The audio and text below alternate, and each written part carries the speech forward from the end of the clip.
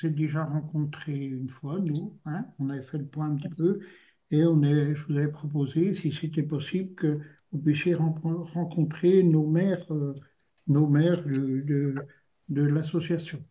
Donc, c'est chose faite pour ce soir et je vous remercie. Et bien sûr, je salue mes collègues, hein, hommes et femmes, qui sont présents ce soir.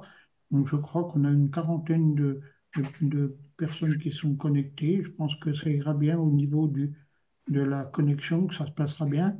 Donc, Madame Goubert nous fera un point, les thèmes suivants, nouveaux réseaux de proximité, responsabilité des gestionnaires et facturation électronique. Hein, déjà, ces trois points-là. Donc, on va laisser dérouler ça. Et puis après, je pense que, comme on avait dit, il y aura les questions-réponses. Ça va D'accord. comme ça, Madame Goubert? Mais il n'y a pas de souci. Merci en tout cas, Monsieur Picard, de m'accueillir dans cette visio qui est une première. Je ne sais pas si mon prédécesseur avait aussi Non. été convié à à ces réunions, mais je trouve toujours intéressant de faire un point d'actualité sur les sujets des défis. Oui. Alors, j'ai pris des thématiques forcément peut-être pas objectives de votre côté, mais bon, j'ai souhaité balayer quand même un certain nombre de sujets que l'on a dans les relations que l'on peut avoir avec les collectivités locales et particulièrement avec l'association des maires ruraux. Peut-être effectivement un premier sujet sur lequel je voulais revenir, donc le nouveau réseau de proximité qui est désormais bien installé dans le département, hein, puisque nous avons Oui. créé le dernier service de gestion comptable à Pontarlier au mois de septembre En septembre. Oui. 2022 et que désormais le territoire et le département du Doubs est maillé avec 6 services de gestion comptable et 14 CDL. Juste pour votre information, je vous ferai passer demain un diaporama Oui. qui reprendra un peu les éléments que je vais reprendre ce soir et que j'ai malheureusement pas eu le temps de terminer compte tenu de mon agenda. Mais bon, voilà, vous l'aurez demain. Mais si vous avez des questions, je vous propose de prendre des questions à la fin de chaque thématique. D'accord. Euh, Alors, je demanderai à tous de fermer les micros, hein, si possible, pas qu'on ait de coupure. Et puis, quand vous aurez terminé, pour les questions-réponses, chacun pourra, ceux qui ont des questions, ils lèveront la main et puis on fera comme ça. Hein? Ça marche. Allez, je vous donne Alors, ce je vous laisse nouveau la réseau, parole. merci beaucoup, Monsieur Picard. Ce nouveau réseau de proximité, je pense que vous l'avez bien intégré désormais dans le département du Doubs, puisque j'ai eu des échanges avec un certain nombre d'entre vous, notamment avec le président Picard, mais aussi avec le président de l'association des maires, Monsieur Jean, et Monsieur Perrin également, et également avec les parlementaires. Donc, je crois qu'on peut dire, sauf si vous avez le sentiment contraire, mais on pourra l'évoquer, que cette réforme, en tout cas notamment avec la mise en place de nos conseillers ou décideurs locaux, répond aux besoins exprimés par les élus lorsqu'on avait mis en place ce nouveau réseau dans le département du Doubs.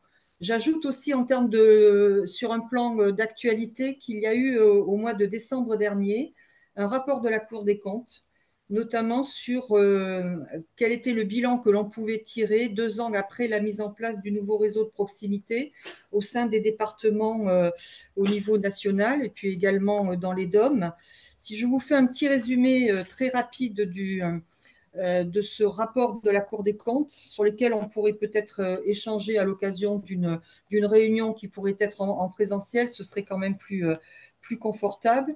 C'est que, et je le vois aussi dans ce département, l'action des conseillers aux décideurs locaux est très appréciée par les collectivités locales, notamment sur l'offre de services en matière d'analyse financière et d'expertise comptable, mais avec un point d'attention et qu'on a déjà partagé avec le président Picard, mais que je partage aussi avec mes équipes en ce moment, puisqu'on est en train de travailler la feuille de route des postes comptables pour 2024.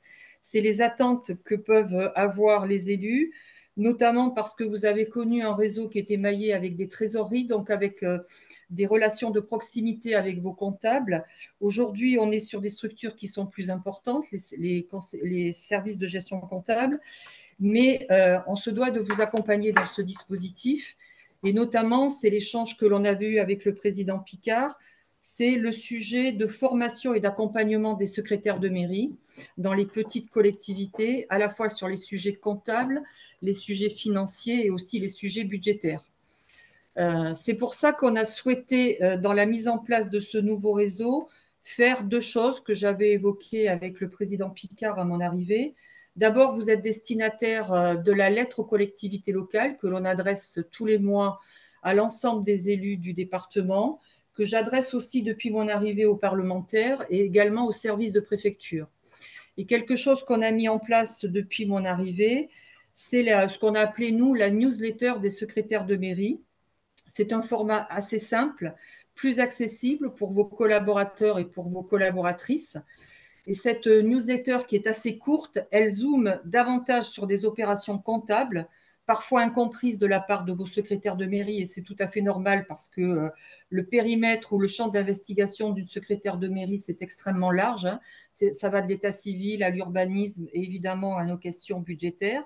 Et donc, on a souhaité zoomer sur un certain nombre de sujets. Je crois qu'on est au 3e numéro désormais, puisque les newsletters des secrétaires de mairie, c'est tout à périodicité bitrimestrielle, donc à peu près tous les 2 mois. Pour vous donner un petit rappel, on a fait à la fin de l'année une newsletter sur les opérations de fin d'année. Et évidemment, la première newsletter de l'année 2024, elle a porté sur la campagne budgétaire 2024. Donc ça, pour nous, c'est un marqueur fort.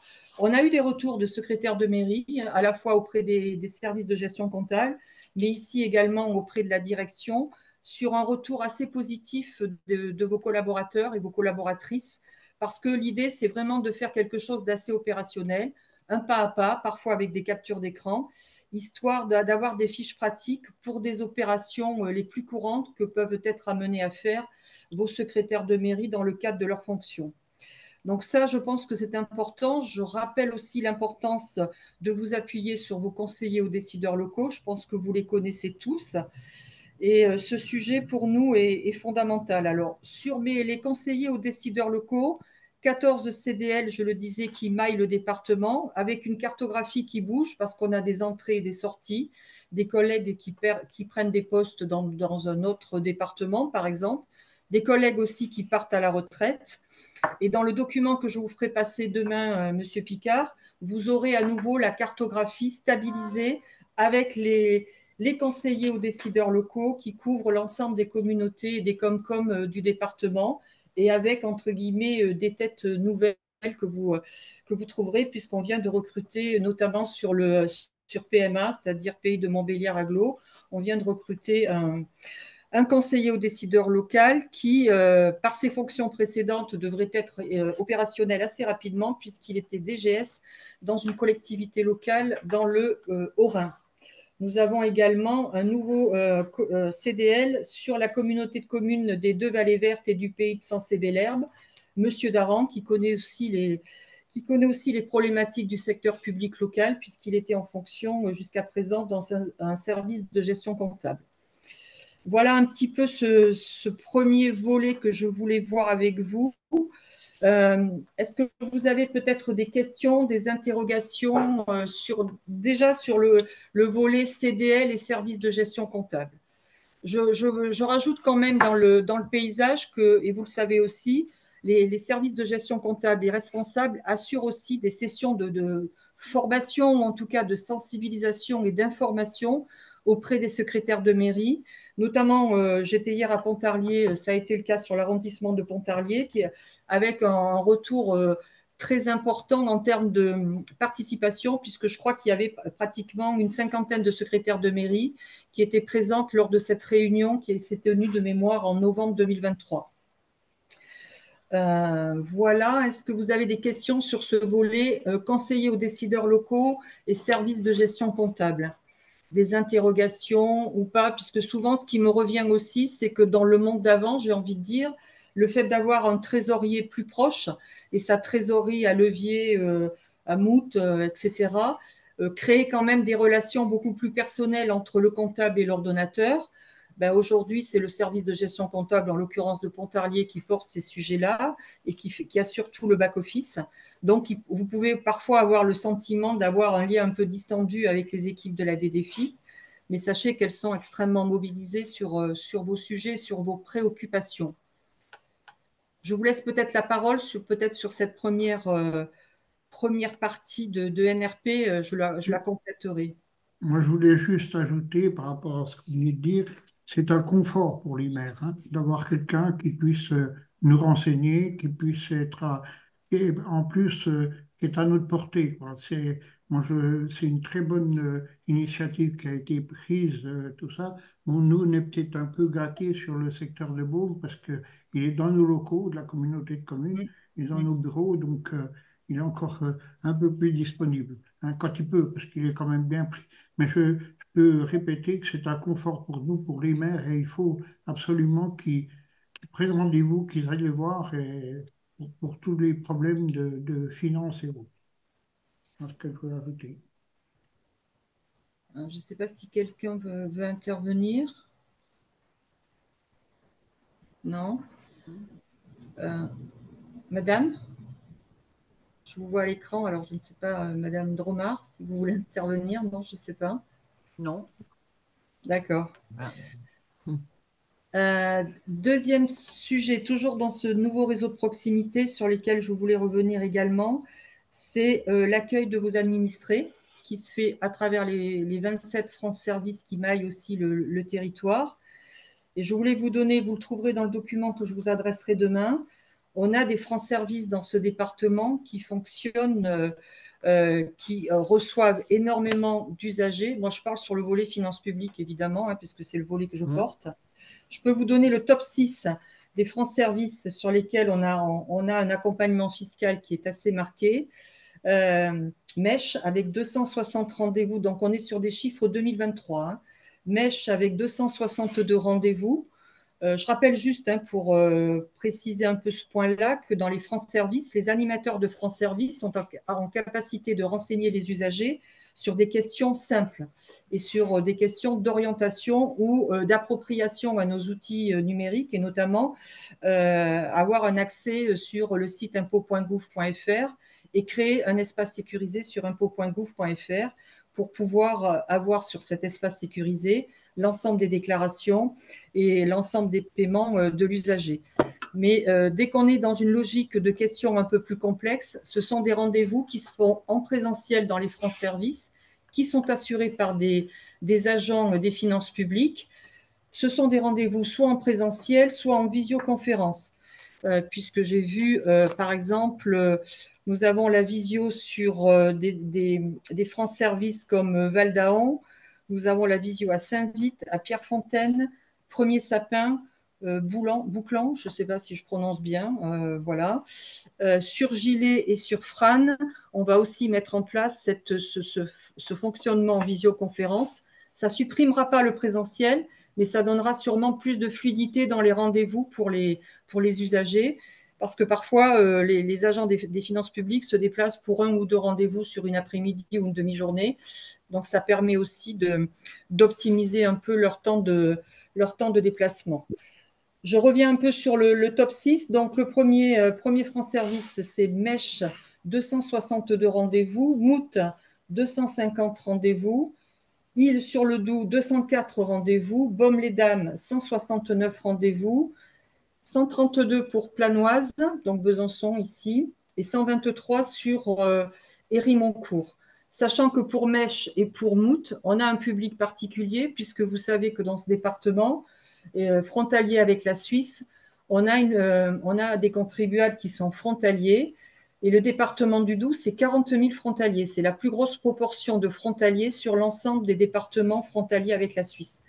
On a plus de frontaliers ici que dans la Haute-Savoie, que dans le Jura, que dans évidemment le territoire de Belfort au regard du territoire, mais également sur le département de l'Ain.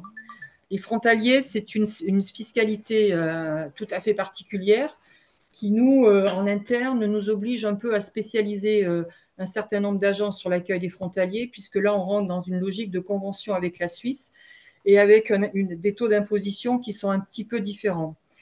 Ici, moi, j'ai envie de vous dire que le professionnalisme des agents, et c'est vraiment sans flagornerie, on a ici des agents qui sont extrêmement compétents pour répondre à cet accueil de frontaliers, qui est à la fois compliqué en matière d'assiette, en matière de contentieux, en matière de paiement et aussi en matière de recouvrement, ce qu'on appelle, nous, le recouvrement forcé, c'est-à-dire des frontaliers qui ne seraient pas à jour dans leurs obligations de paiement.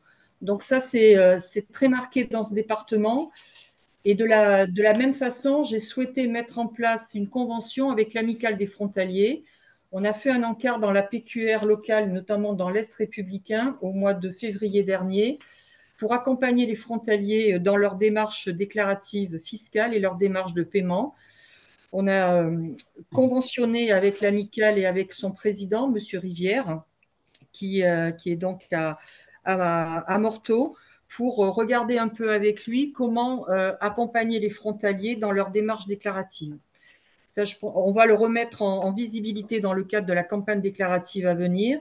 Mais ça, c'est important pour nous parce que autant de frontaliers qui sont sensibilisés ou qui connaissent davantage leurs obligations déclaratives et de paiement, ça veut dire autant de frontaliers qui ne viennent pas dans nos services, parce qu'on a des flux d'accueil extrêmement conséquents sur Pontarlier, sur Morteau, sur le volet frontalier. Ça, pour nous, c'est une marque de fabrique, j'ai envie de vous dire, dans ce département.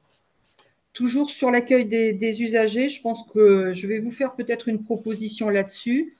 On a le paiement de proximité, vous savez, c'est le paiement chez les buralistes, agréé par la Française des Jeux. Et dans le département du Doubs, 132 buralistes sont agréés par la Française des Jeux et maillent le territoire sur 73 communes dans le département. Je me suis fait donner les chiffres aujourd'hui pour connaître un peu le volume d'encaissement des paiements de proximité auprès des buralistes. Comme partout, on a démarré doucement en 2021-2022, mais en 2023, 2500 paiements ont été faits pour un total de 2 700 000 euros. C'est colossal, avec un montant moyen payé de 90 euros. Donc, ça veut dire que ça correspond bien à un besoin de vos administrés, clairement. On va peut-être refaire un peu de promotion dans le cadre de la campagne déclarative pour rappeler que le paiement peut se faire en espèces, mais au-delà de 300 euros, c'est un paiement par carte bancaire. Et dans le département, 75% des paiements se font en carte bancaire. Simplement, 25% des paiements se font en numéraire. Et parce que vous êtes des maires, 75% des paiements concernent les produits locaux. C'est très marqué ici dans ce département, ce qui n'était pas le cas dans mon département précédent. 7% concernent les impôts et 18% les amendes. Donc, on voit bien que les produits locaux permettent à vos administrés, sans venir dans un service des finances publiques, de payer ces produits locaux dans les buralistes agréés par la Française des Jeux. Ce que j'ai demandé à mes équipes ici, c'est de confectionner, j'en parlais ce matin avec ma chargée de communication, une affiche que je ferai passer peut-être à l'association des maires ruraux, qui reprend par arrondissement les communes qui sont couvertes par des buralistes agréés et que vous pourrez potentiellement mettre dans vos mairies, etc., pour que vos administrés connaissent un peu ce service, parce qu'il mérite d'être peut-être à nouveau promu, de façon à ce que ce soit plus facile aussi en termes d'accès. Ça fait aussi partie des accès pour vos administrés, qui n'aient pas à se déplacer, surtout dans des territoires un peu isolés, et qui puissent bénéficier de ce service paiement de proximité qui marche encore une fois très très bien dans le département.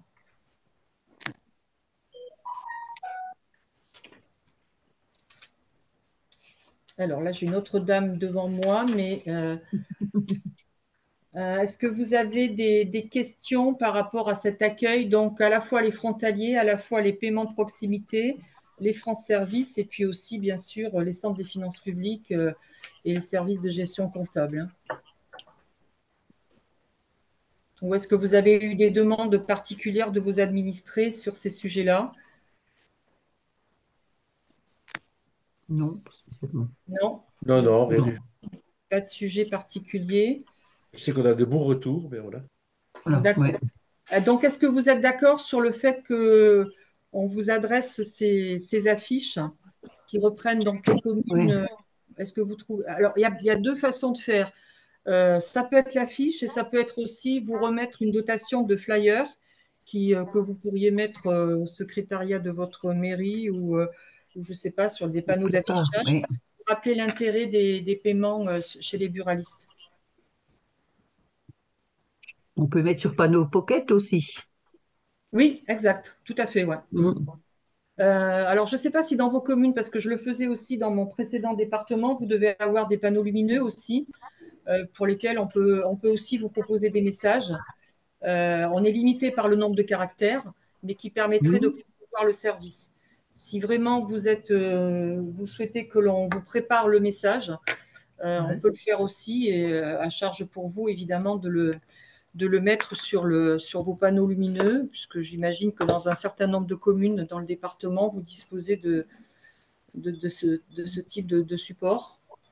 Moi, je suis tout à fait ouverte là-dessus pour vous aider à formuler un peu un message assez concis, parce qu'encore une fois, on est limité par le nombre de caractères, mais qui vous permettrait donc de promouvoir à nouveau le paiement de proximité.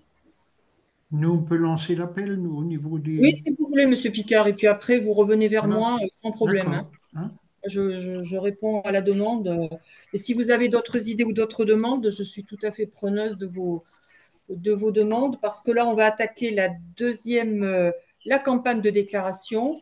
Je ne l'avais pas indiqué dans le retour que je vous ai fait, Monsieur Picard, mais on rentre dans le vif du sujet, j'ai envie de dire. La campagne, elle va démarrer le 11 avril prochain. Conférence de presse du ministre le 11 avril. Moi, je ferai ma conférence de presse le 16 avril, je crois, de mémoire.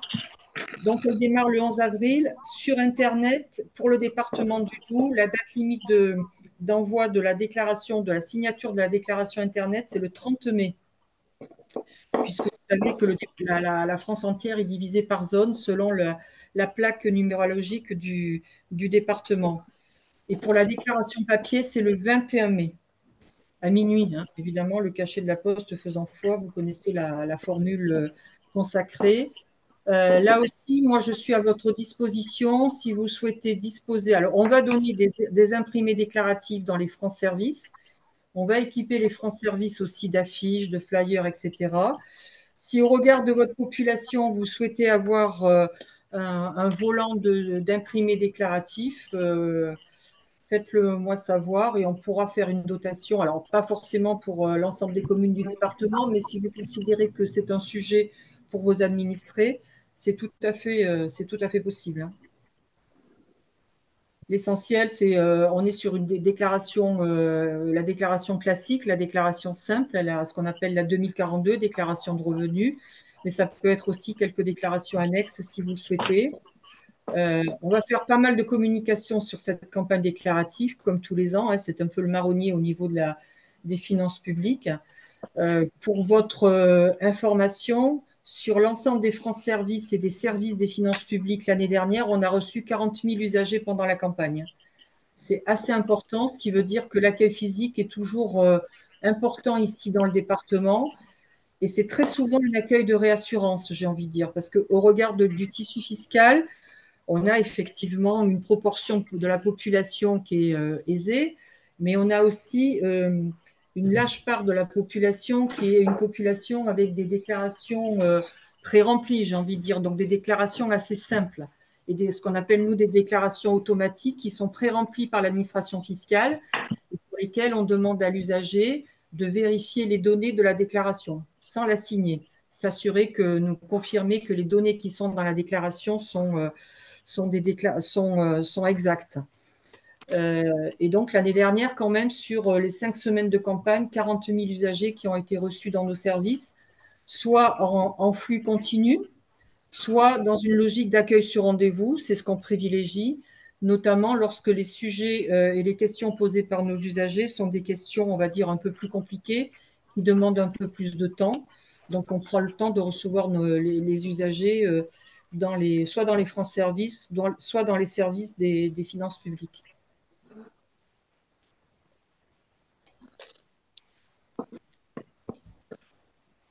Donc, je vous fais cette offre de service. Un, des affiches pour les paiements de proximité. Deux, potentiellement, on vous mettra peut-être une affiche sur les horaires d'ouverture des centres des finances publiques, puisque nous avons 4 services pour les particuliers, Morteau, Pontarlier, Besançon et puis Montbéliard. Et puis Montbéliard, merci. Et puis les France Service, c'est plus compliqué parce que chaque France Service a des horaires un peu spécifiques. Certains sont ouverts le samedi, d'autres ne sont pas ouverts. Mais on vous remettra le lien pour que vous ayez cette information-là. En tout cas, n'hésitez pas si vous avez des difficultés par le biais de Monsieur Picard. Moi, Monsieur Picard le sait. Je suis très disponible. Je réponds rapidement sur une demande que vous pourriez me faire sur ce sujet-là. Donc, n'hésitez pas. Et les affiches, dans un premier temps, donc je les adresserai à Monsieur Picard. Et puis après, je verrai avec Monsieur Picard, on fera peut-être un entretien téléphonique pour que je vois un peu la dotation que vous souhaiteriez avoir. Voilà, on fera le point ensemble par rapport à ça, hein, par rapport à vos questions que vous pouvez nous poser. Hein. Hein. D'accord, Merci, madame. je vous en prie. Un Vous avez autre des sujet. questions? Oui, alors est-ce qu'il y a des questions ou est-ce que je suis assez Non, claire? Non, pas de non. questions. Ça va, je ne vous fais pas peur, c'est C'est bien. preuve que c'est très clair, madame. Mm. Un point sur lequel je voulais revenir peut-être avant la réforme des gestionnaires publics, c'est la facturation électronique. Ouais. Vous Ça, pouvez ouais. rentrer dans le dispositif. Vous avez vu que les dates ont été reculées.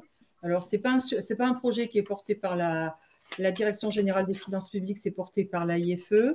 Je vous redonne les dates. Alors, à la fois, ça concerne les entités publiques, dont les collectivités locales, mais évidemment les entreprises aussi, selon les tailles.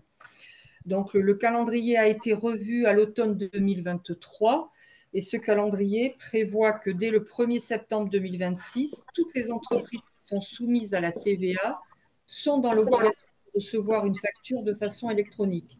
Et une facture électronique, ce n'est pas une facture en format PDF.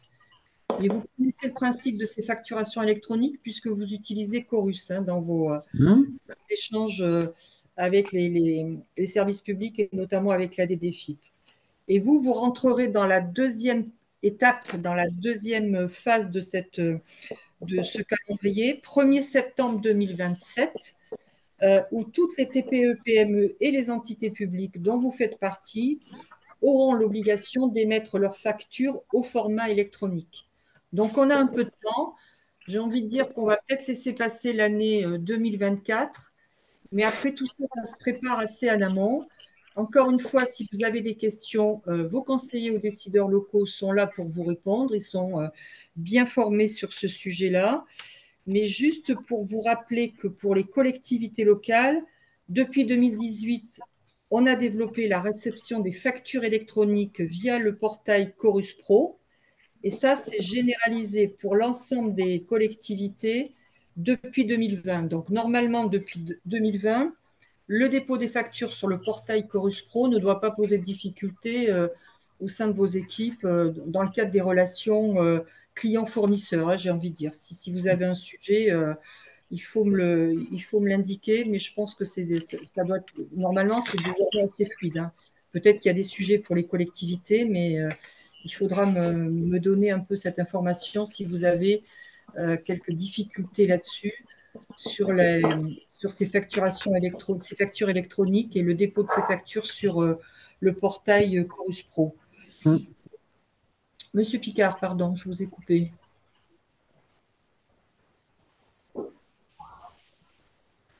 Non, je ne sais pas. Ah, Alors, je voulais juste vous rappeler que la solution Chorus Pro, elle est totalement gratuite. La connexion, elle se fait à Chorus Pro via le PIGP, c'est-à-dire le portail Internet de la gestion publique. Il faut un identifiant et un mot de passe.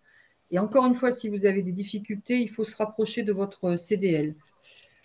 Chaque collectivité n'a une seule identité dans Chorus Pro. C'est un peu comme les entreprises qui ont un numéro SIRAN, SIRET. C'est comme ça qu'on les reconnaît. Et vous aussi, chaque collectivité, vous êtes reconnu par le numéro SIRET de votre collectivité. Donc ça, on est en émission, c'est très simple. Et donc la facture électronique, elle comporte le nom de la collectivité, la mairie de Premier Sapin, j'en sais rien, et avec le numéro SIRET de la collectivité. Et c'est ça qui permet de garantir que les données qui sont dans la facture électronique correspondent bien à la facture émise par la collectivité. Et pour pouvoir accéder à ce portail, c'est vous qui avez la main aussi pour habiliter vos collaborateurs. Donc, il y a un système d'habilitation parce qu'évidemment, ce n'est pas vous qui êtes en première ligne sur ces sujets-là. C'est peut-être votre secrétaire de mairie. Je ne sais pas, dans les directions, dans les collectivités les plus importantes, ça peut être aussi voilà, les services comptables, etc. Encore une fois, si vous avez la moindre difficulté là-dessus, votre CDL peut vous aider à créer, à créer cette connexion et avec un identifiant et un mot de passe et surtout à vous aider à gérer les habilitations.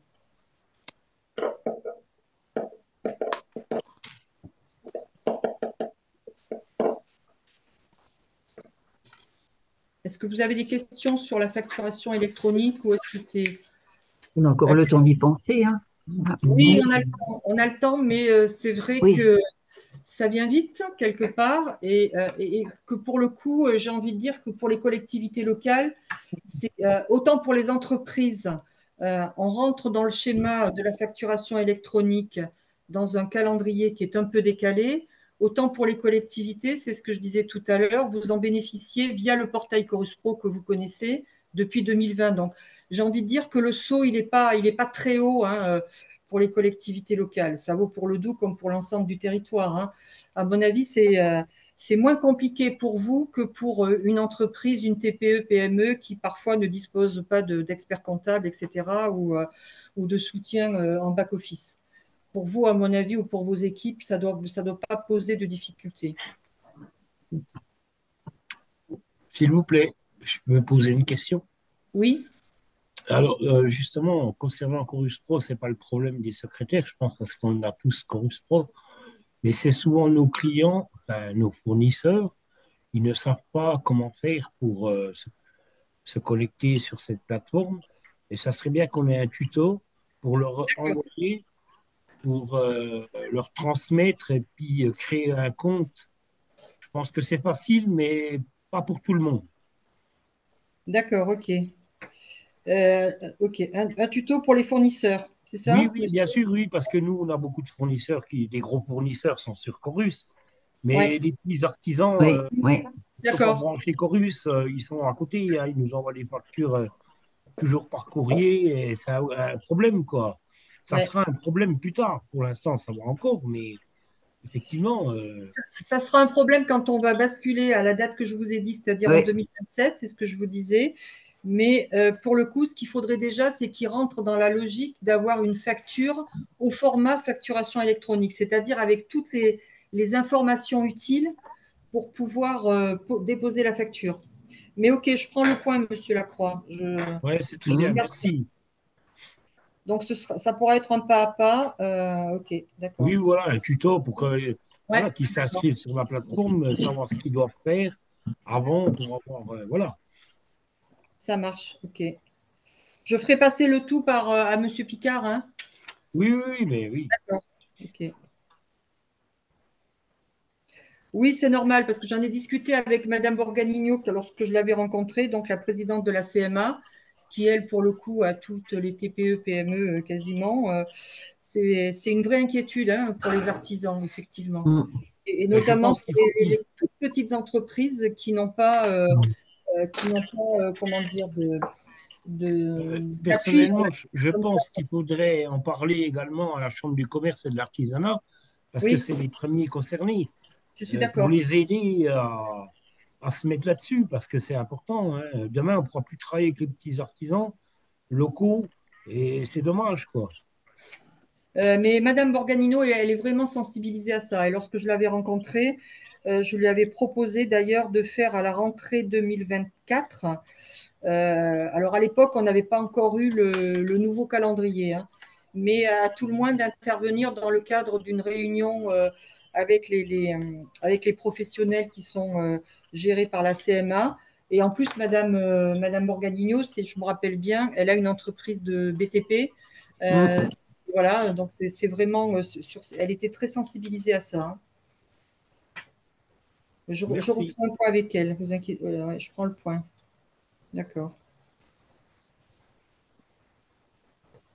Mhm. Est-ce qu'il y a d'autres Oui, questions Oui, bonsoir. Vous parlez de tout ce qui est TP, tout ça, mais il existe aussi la problématique pour des petites boulangeries. Parce que je vois, bah, moi j'attends une facture sur Chorus Pro depuis le mois de décembre et apparemment elle n'a pas pu l'envoyer. Bon, je suis obligée de... Bon, pas obligée. Je vais faire un rappel et puis je vais demander la facture pour que je puisse, bah, que la commune puisse la payer. Il y a les boulangeries, il y a des petits magasins, il y a pas que les, oui, les TPE, tout ça, mais il y a tout ce qui est petits magasins. Ils Mhm. n'ont pas Chorus Pro. Et ça leur impose. Moi, je sais qu'elle m'a dit, c'est un peu casse-tête, quoi, Chorus Pro. Oui, Donc, oui, mais je pense que enfin, l'idée de Monsieur Lacroix tout à l'heure, c'est-à-dire de faire le tuto oui, là, ou le oui. pas, ça peut, ça peut aider, ouais. Mais je prends le point, oui. D'accord.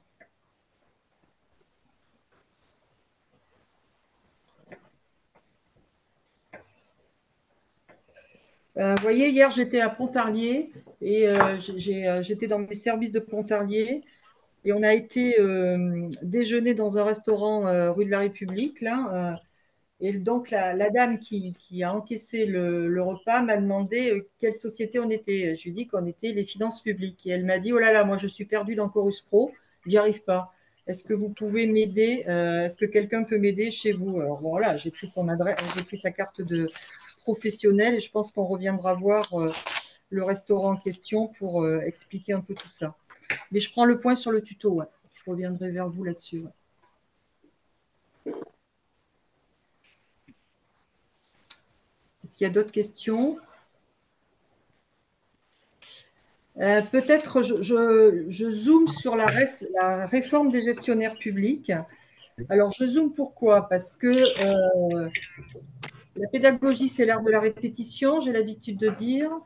Et je pense qu'il y a plusieurs sujets. Alors, vous connaissez désormais la réforme. Moi, je ne vais pas vous refaire la réforme, vous présenter la réforme, mais il y a quelque chose qui, dans cette réforme qui a été mise en place au 1er janvier 2023, on a tout de suite vu donc responsabilité désormais partagée entre les ordonnateurs et les comptables, ça c'est le premier point, avec la fin de la mise en DB du comptable au premier euro, ça c'est un deuxième point, et le juge ira chercher la responsabilité sur les fautes les plus graves. Les fautes les plus graves ne sont pas définies, précisées dans une grille, c'est la jurisprudence de la Cour des comptes, pardon, qui va définir la notion de faute grave entraînant un préjudice financier important.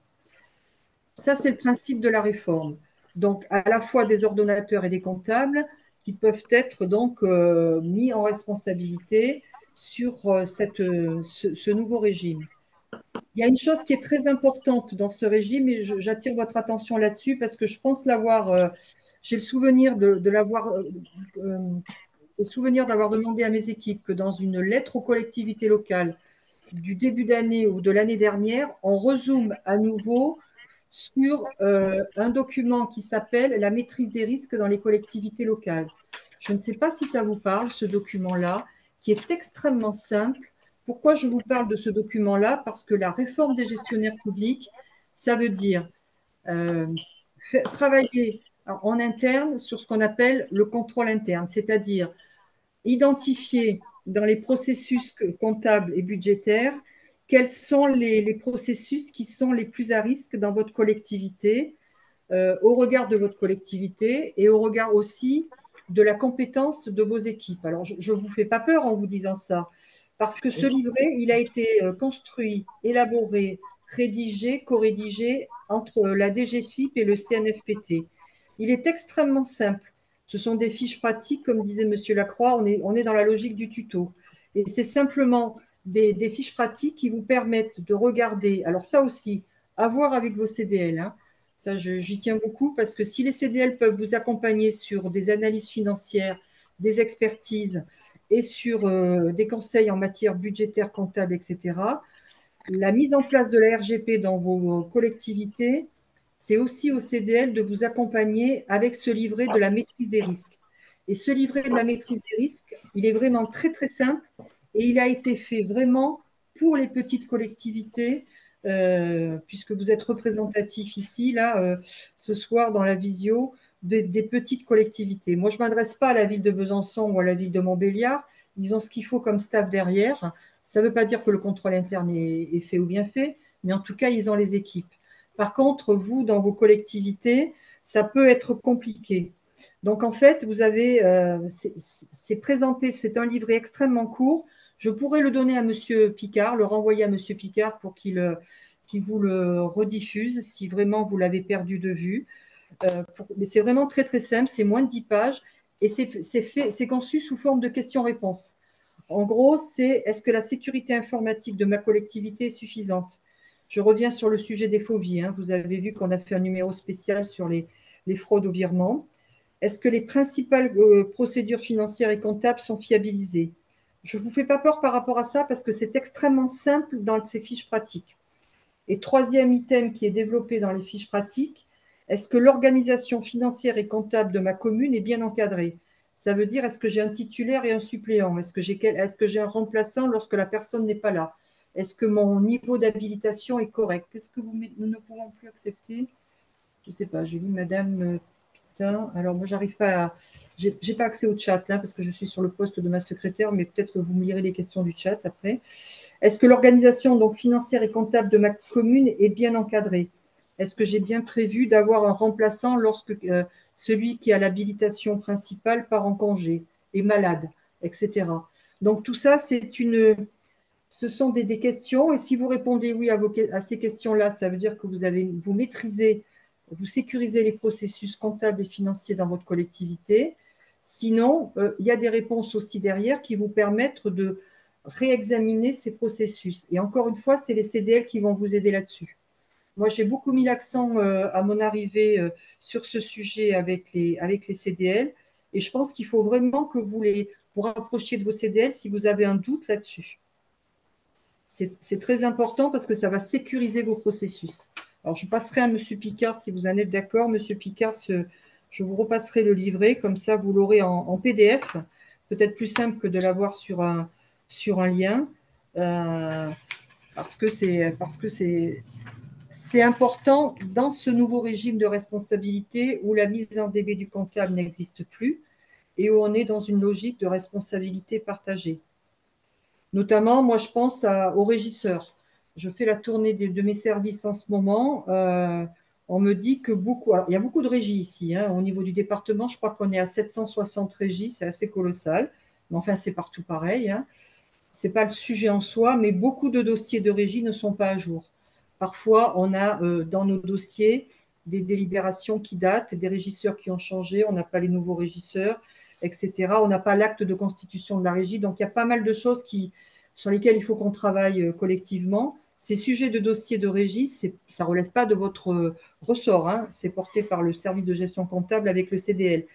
Mais moi, j'ai demandé au CDL de regarder avec vous sur la liste des régies qui relèvent des portefeuilles des CDL et au regard des collectivités dont ils ont la responsabilité, de regarder avec vous une actualisation potentielle de ces dossiers de régie. Parce que par définition, un régisseur, ça manie de l'argent. Et parfois, j'ai vu aussi que pour certaines régies, les encaissements sont très conséquents. On n'est pas forcément sur la régie saisonnière, la piscine ou, je ne sais pas, le tennis, etc. Ça peut être des régies avec des encaissements très, très importants. Donc là aussi, sur ces opérations de régie, on passe par le biais du contrôle interne.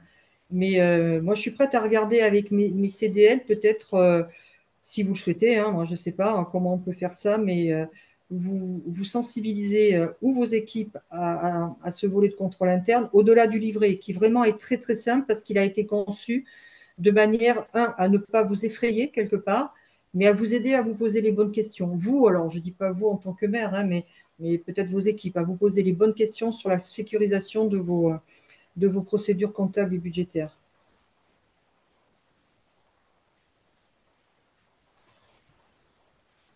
Est-ce que vous avez des questions Oui, non. Monsieur Picard. Madame Gobert, on peut faire le relais, nous. D'accord, ok. Je vous enverrai le livret en PDF. Voilà. Avec le net info de toutes les semaines, on peut faire le relais. D'accord, ok. On avait fait un numéro spécial, je regarde mes notes, là, je regardais notamment sur les FOVI, qui sont la fraude aux faux ordres de virement. Ça, c'est quelque chose qui est très, très marqué désormais. On a eu très, très peu de faux vies en 2021, 2022, 2023. Alors, ce n'est pas spécifique pour le département du Doubs, encore une fois, mais il y a des contrôles en amont qui sont nécessaires pour les éviter. Et ça, je vous renvoie à la lettre aux collectivités locales, c'est le numéro de février, où on a fait quasiment un numéro spécial fraude aux faux ordres de virement, là, ce qu'on appelle les faux vies.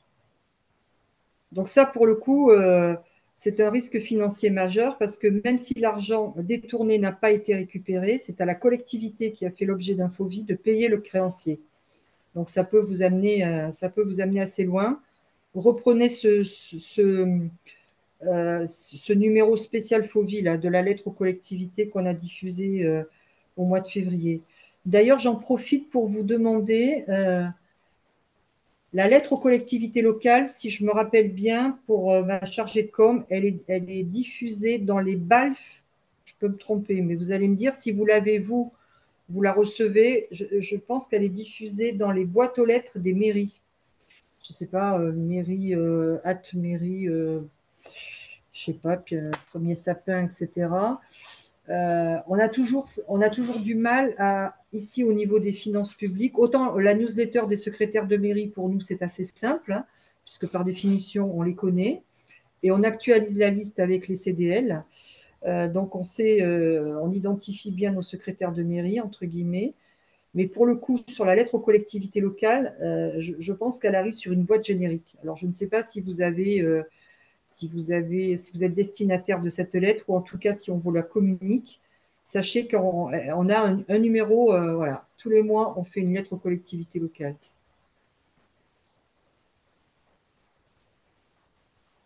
Oui, on la reçoit en mairie. D'accord, ok, il n'y a pas de sujet. D'accord.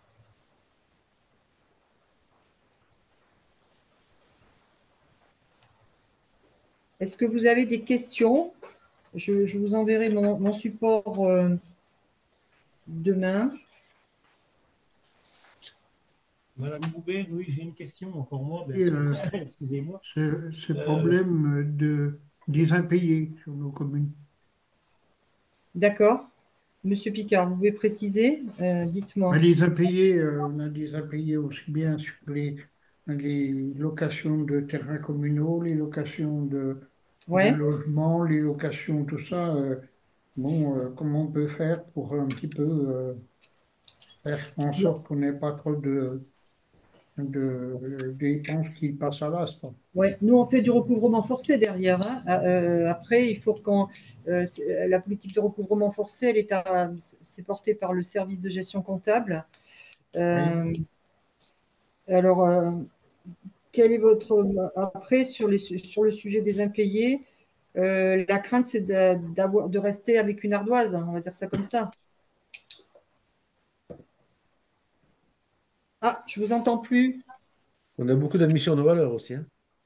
Oui, oui, vous Oui, avez des. c'est-à-dire quand ça traîne 6 mois, 1 an ou 2 ans, eh ben, on passe en perte et profit Oui, ou je autre. sais, c'est la non-valeur. C'est la Nos non-valeur. Vous passez. valeurs, voilà, je trouve que c'est quand même, surtout sur des Alors, loyers ou des choses comme ça, quoi. les actions que l'on fait sur ces sujets-là, ça peut être pour nous côté service de gestion comptable, au niveau des produits locaux. Vous parlez des produits locaux, là, par exemple, aux administrés qui ne payeraient pas je ne sais pas moi, la cantine. Enfin, Facture OM, par exemple. voilà, donc nous, on va chercher quand même on va chercher sur des saisies, comptes bancaires, etc. Mais si les poursuites que l'on fait sur ces administrés sont infructueuses, à un moment donné, il faut accepter le passage en non-valeur. Je ne dis pas qu'il faut le faire de manière automatique. Je dis juste que ça permet aussi il faut mesurer ça par rapport à la dette qui reste. Mais en même temps, lorsqu'on a essayé tous les leviers pour pouvoir recouvrer de force, entre guillemets, ces impayés, ces ardoises, comme vous dites, on le fait aussi dans le monde des créances fiscales, hein. On peut faire des saisies à tiers détenteurs, on fait aussi des ventes, des saisies immobilières, etc. On peut aller plus loin aussi selon le montant de la créance, mais on fait aussi une politique de non-valeur dans nos services, hein. C'est un peu se retrouver avec un volume de créances extrêmement important et sur des petites sommes. Ça, la politique d'ANV, moi, je vous incite beaucoup à faire des conventions de recouvrement avec les responsables de services de gestion comptable dont vous dépendez sur les 6 qu'il y a dans le département, parce que ça vous permettra aussi d'affiner votre politique de non-valeur et de déterminer, de définir avec votre comptable, là pour le coup, ce n'est pas le CDL, mais c'est le comptable, de définir un peu la politique de recouvrement que vous voulez mettre en place. Après, encore une fois, si on se retrouve en difficulté parce que malheureusement, il n'y a pas de bien à saisir, il n'y a pas de compte bancaire ou la personne ne travaille pas, etc., c'est extrêmement compliqué d'aller chercher une saisie sur des employeurs. Oui, ça peut être compliqué. Donc, je vous conseille de faire Il y a des conventions de recouvrement dans le département qui ont été signées. Peut-être pas assez. C'est peut-être un sujet que vous pourriez évoquer avec votre responsable de service de gestion comptable.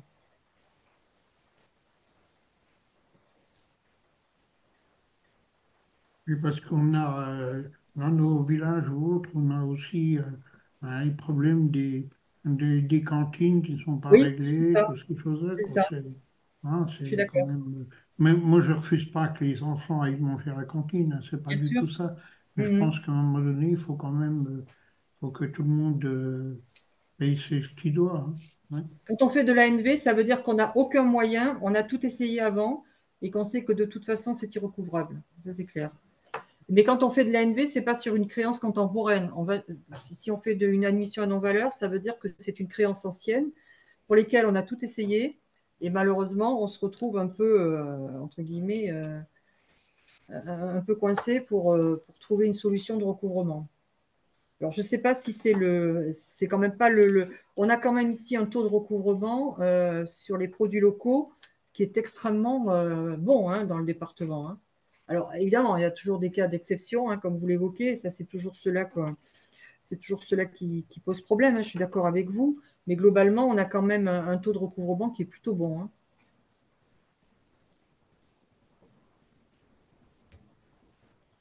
Est-ce qu'il y a d'autres questions? Oui, s'il vous plaît, j'avais une question qui n'a rien à voir avec le sujet là, mais je voudrais savoir si on peut encore anticiper le CFU et à quelle date. Entrer dans le dispositif? Oui, Oui, je pense que oui, ouais, oui. donc il faut demander à notre responsable un accord, et puis ce qu'on l'avait demandé l'an passé, mais comme on n'avait pas acte, ça a été refusé par la préfecture. Attendez, le CFU, alors précisez, alors dites-moi exactement ce que vous entendez par CFU, parce que peut-être qu'on ne parle Le pas de la compte même chose. financier unique, Ouais, d'accord, c'est ça. OK. oui. Ouais, d'accord. Et Donc, donc, on l'avait demandé l'an passé, mais comme on n'était pas dématérialisé au niveau de la préfecture, on n'a pas eu l'accord. d'accord, et là, c'est bon? En fait, oui, parce que en fait, tout s'est croisé. Quand on a fait la D'accord, demande, on avait demandé acte en même temps, et puis la préfecture a vu qu'on n'était pas encore raccordé. Donc, d'accord. mais là, on peut le demander, là, anticiper. Et quelle est la commune? Je vais regarder ça avec mes équipes. D'un, Comment vous l'écrivez, pardon, parce que je... ah, c'est compliqué. DUNG. UNG. D-U-N-G. D'accord, Et ben, on avait eu l'accord de M. Dozac, et, d'accord, et ouais, on avait eu l'accord l'an passé. Et ouais, puis, mais c'est la préfecture qui m'a voulu parce on n'avait pas encore reçu le logiciel. ok, d'accord. Mais Acte, là, ouais. on a tout ce qu'il faut Et là, pour vous le êtes faire. prêts, là. Et D'accord. donc, est-ce Il y a qu'il faut que je une question. demande à M. Dozac Ouais, l'autorisation ou pas? ouais. Oui, oui, non, mais moi je peux voir avec. Oui, vous pouvez vous rapprocher de Nicolas Dozac, ouais, il n'y a pas de sujet, hein. Dans la mesure où vous remplissez le cahier des charges, entre guillemets, le cahier des charges, effectivement, c'est des flux dématérialisés. Donc, vous pouvez rentrer dans le dispositif, hein. D'accord.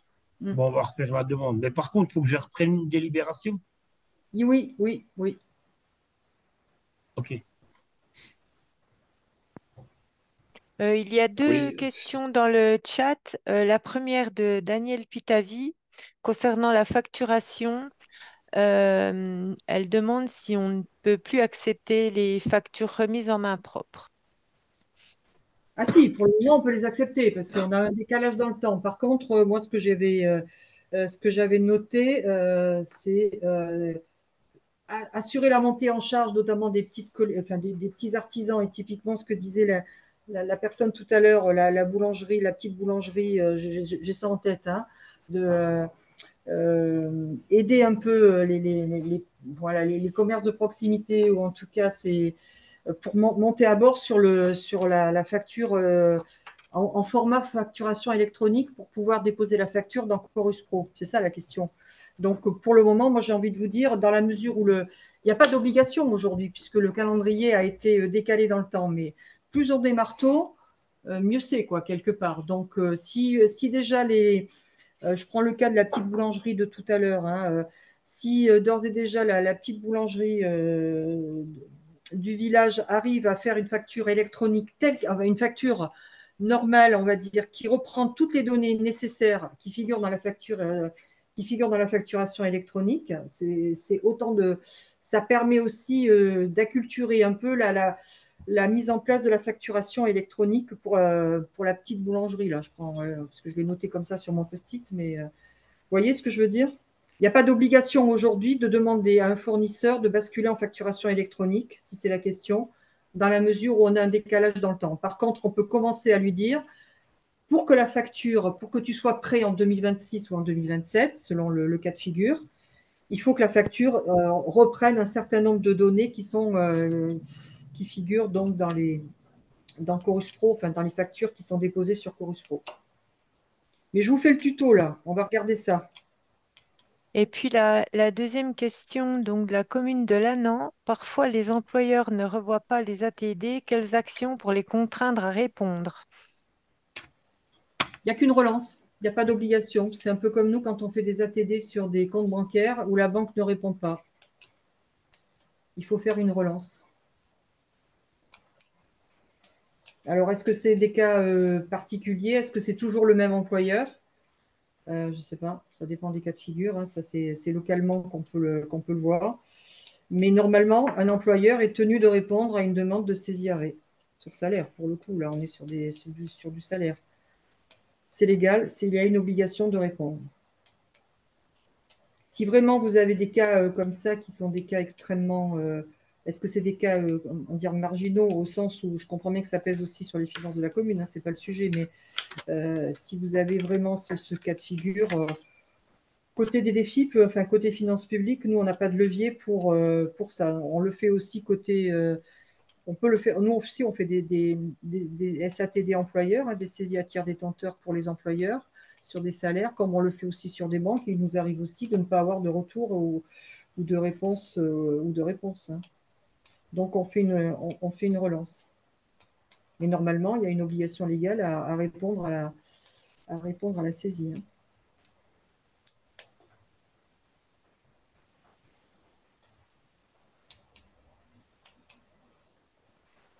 Une question?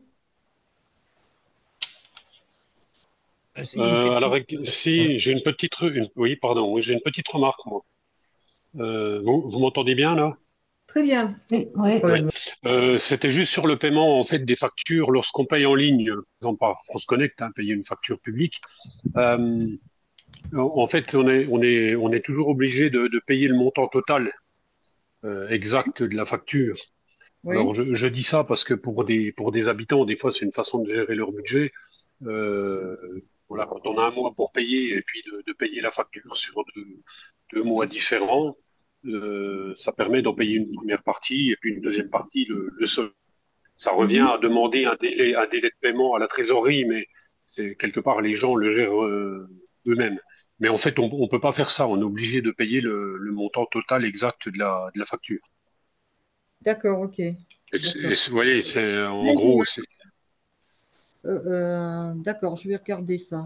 Vous êtes. Alors, je dis ça parce que demander finalement entre quelqu'un qui gère son budget et qui fait comme ça et qui va régler sa facture, et puis être obligé d'appeler au Trésor public, demander un délai, enfin, vous voyez ce que je veux dire. Oui, je vois, c'est plus long. Là, Ouais, on peut perdre du temps. Voilà, hein, lorsque le paiement entre la réception de la facture et puis le paiement est à cheval sur 2 mois, des fois c'est une façon Ouais, de on le gérer fait ses aussi. comptes, de gérer Voilà, son... de gérer son budget.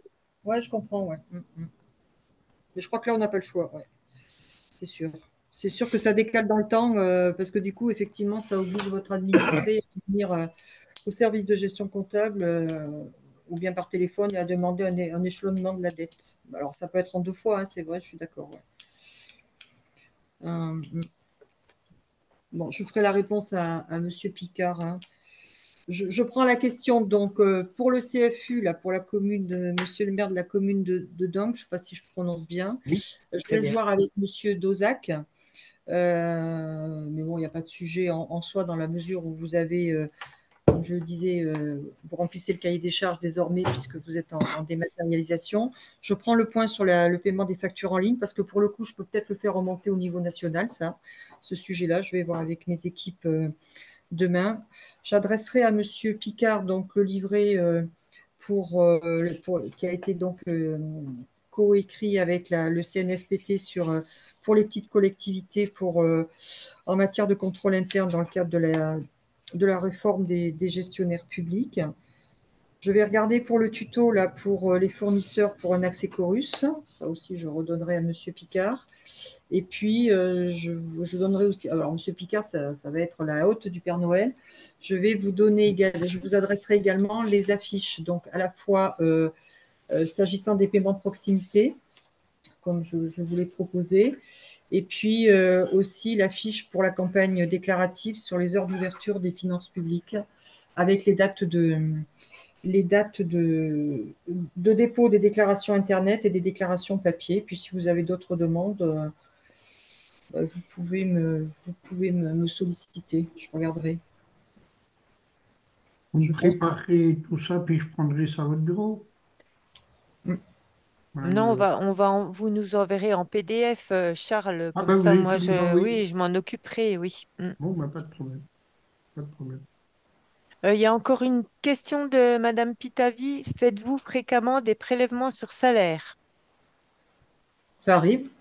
Fréquemment, je ne sais pas, mais oui, on peut en faire, bien sûr. Oui, oui, tout à fait. Oui. Oui, oui. Bien. On a éclusé un petit peu toutes les questions. Marie-Blanche, tu t'avais dit non? Non, j'avais pas de questions particulières. Non? Bon, on va s'arrêter là, hein. On va remercier Madame Coubert. Merci à vous de votre invitation. Ben, c'est nous qui vous remercions, Madame, hein. Je vous Et en je prie, pense c'est que normal. on pourra peut-être refaire ça d'ici 6 mois, 1 an, ou Ouais, avec l'évolution des choses, des textes ou n'importe, hein. avec plaisir, avec plaisir. Voilà. On Merci termine beaucoup. là. Pardon. Merci beaucoup. Mais merci. Bonne Bonne soirée soirée. à vous Bonne tous soirée à tous. et à toutes. Au Merci, revoir. bonne soirée. Bonne Merci à soirée. tous, bonne soirée. Merci. Merci, bonne soirée à tous. Au revoir.